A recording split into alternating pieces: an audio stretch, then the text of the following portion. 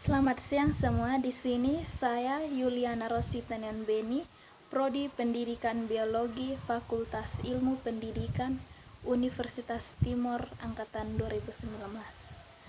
Baik, di sini saya akan menjelaskan tentang materi instrumen evaluasi bentuk non-tes.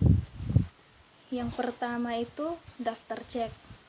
Daftar cek ini terdiri dari ya, tidak. Daftar cek di sini, baik daftar cek di sini yang dimaksudkan adalah peserta didik atau siswa mendapat nilai apabila kriteria penguasaan kemampuan tertentu dapat diamati oleh penilai.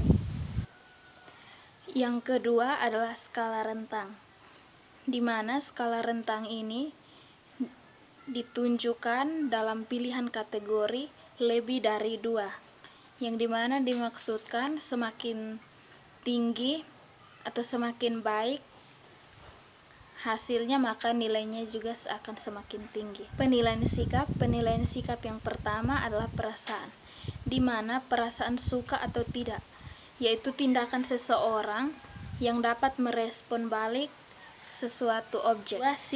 Sikap di sini terdiri dari 3 komponen, yaitu yang pertama komponen afektif, yaitu di mana komponen ini berkaitan dengan perasaan seseorang terhadap sesuatu objek. Yang kedua yaitu komponen konatif. Konatif di sini berkaitan dengan kecenderungan berperilaku. Yang ketiga adalah komponen kognitif. Komponen kognitif di sini berkaitan dengan kepercayaan atau keyakinan terhadap sesuatu atau objek. Yang ketiga adalah objek sikap. Objek sikap di sini yang pertama sikap terhadap mata pelajaran, yang kedua sikap terhadap guru, yang ketiga sikap terhadap proses pembelajaran. Yang keempat, sikap terhadap hubungan atau norma-norma atau aturan. Yang berikut adalah teknik penilaian sikap. Teknik penilaian sikap dibagi menjadi 3 bagian, yaitu yang pertama, observasi perilaku. Observasi perilaku di sini contohnya seperti membuat catatan kejadian harian di sekolah atau buku kasus sekolah. Yang kedua yaitu pertanyaan langsung atau wawancara. Yang ketiga adalah laporan pribadi atau pandangan seseorang terhadap suatu masalah atau keadaan atau situasi. Yang keempat atau D adalah penilaian proyek, di mana penilaian proyek ini adalah tugas yang harus diselesaikan dalam periode atau dalam waktu tertentu. Dan penilaian proyek ini berguna untuk memahami atau mengetahui bidang tertentu.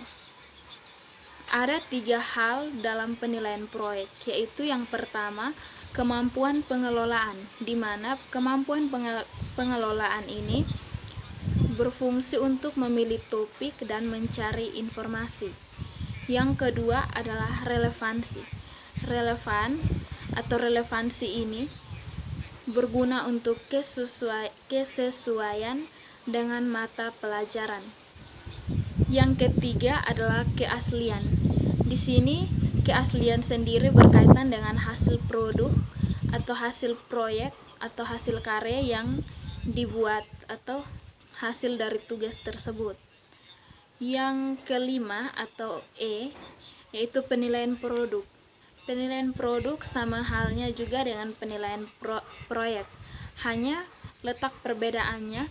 Penilaian proyek berarti tugas yang harus diselesaikan dalam waktu tertentu, sedangkan penilaian produk adalah keterampilan membuat sesuatu atau membuat produk dan kualitas yang baik. Ada 3 tahap dalam penilaian produk ini. Yang pertama tahap persiapan. Di sini tahap persiapan berarti peserta didik mampu merencanakan atau menggali atau mengembangkan gagasan dan mendesain produk. Yang kedua adalah tahap pembuatan. Di sini tahap pembuatan berkaitan dengan proses pembuatan produk atau hasil karya, di mana proses dari awal hingga akhir. Yang ketiga adalah tahap penilaian. Tahap penilaian di sini mampu menilai alat dan bahan dan hasil produk yang dikerjakan. Yang keenam atau F adalah penilaian portofolio. Di sini penilaian portofolio berarti penilaian keberlanjutan yang didasarkan pada pengumpulan informasi yang menunjukkan perkembangan peserta didik dalam satu periode. Dan informasi tersebut akan disebut sebagai hasil sebuah pekerjaan. Yang ketujuh adalah penilaian diri, di mana penilaian diri ini diminta peserta didik untuk menilai dirinya sendiri yang berkaitan dengan status, proses, dan tingkat pencapaian kompetensi yang telah dipelajarinya dalam satu mata pelajaran tertentu. Dari materi yang saya bawakan, ada beberapa hal yang kurang saya pahami, yakni penilaian portofolio. Baik, dari saya sekian Ibu, terima kasih.